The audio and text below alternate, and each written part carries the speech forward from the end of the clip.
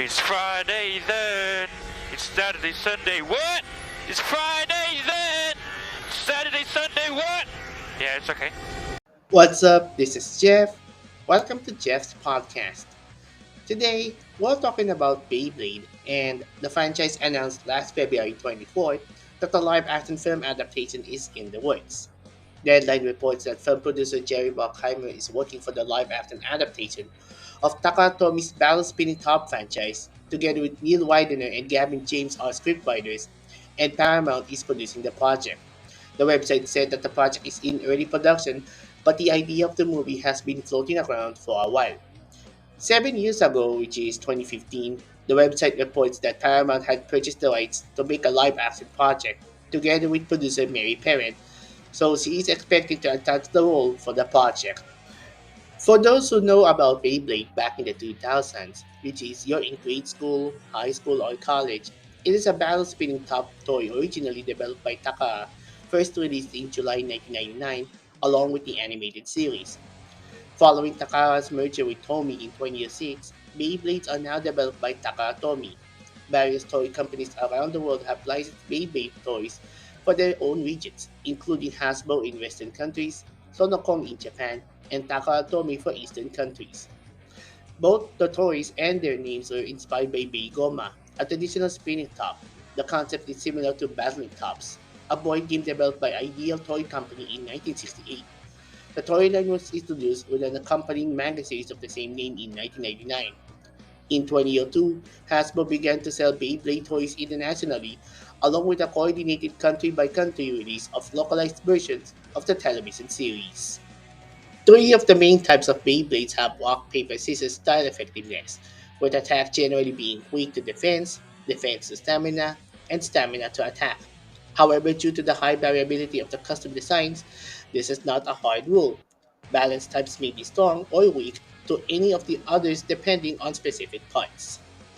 Attack has to battle fiercely and try to knock out the other Beyblade as fast as they can, but at the cost of having poor stamina. They tend to outperform stamina type Beyblades due to their lack of defense. Attack type Beys also have to be heavy to be able to knock others out. They usually have flat or rubber performance tips and have layers that can grip the opponent. The defense has tended to travel slowly and is heavier than other types, resulting in opponents being deflected. Their weight also causes them to launch slower, resulting in less stamina. They tend to wear down attack types, but are outlasted by stamina. They are also very thick in terms of metal and have wide ball like performance tips. Endurance or stamina are used so they can outspin the enemy top and win. In exchange for a lack of power, their stamina lasts longer against other types of bees, making them naturally advantageous over defense types, which focus on resisting hits. They have sharp cone-shaped performance tips. And balance is used to specialize in a combination of the other three types listed above, giving them no glaring strengths or weaknesses. They use a mix of attack, defense, and stamina types put together, but do not excel in any particular trait. Some balance types have attack, defense, and stamina modes, and their performance tips can vary. The rules are simple about Bey battling. The format game is played with two players or more.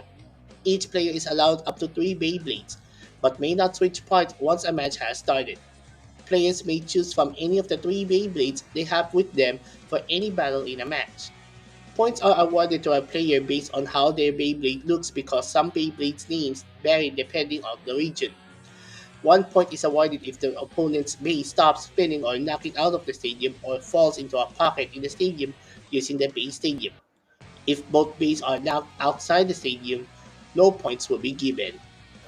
Bay Stadium is a shallow plastic tub but may have other features dependent on the purpose of the particular stadium. Different stadiums were released in different markets. Brands Takara Tomy and Sonokong produced Bay Stadiums similar to those featured in the manga and anime adaptations, with open sections in the walls and openings on the sides to launch into. Common features of a Bay Stadium include a shallow impression called a cyclone tornado ridge, which allows attack-type Beyblades to move around quickly without accidentally knocking themselves out, and cyclone tornado points, which are resist discs in the stadium floor that spin freely to add randomness to a battle. Other features may be specific to the series that the Beys Stadium is released in, like the rails from the Beyblade Burst Slingshot toy system, the large, almost bowl-like Hyperspear toy system. I'm getting curious about the live-action Beyblade after the success of the Pokemon live-action film is Detective Pikachu, where Ryan Reynolds lends a voice of Pikachu in the movie in 2019. But this is an interesting idea if they're going to make a Hollywood adaptation of the franchise.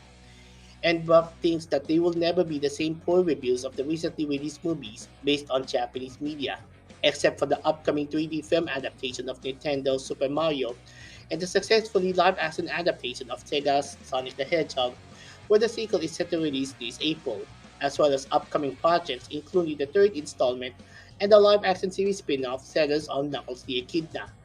Takara Tomy and Hasbro have shared their thoughts on Buck's idea to make a Hollywood film adaptation of the franchise. And I think both organizations are interested to see if the live action film adaptation of the franchise might be successful or heading back to the drawing board. The cast and staff of the live action film will be announced in the upcoming future dates.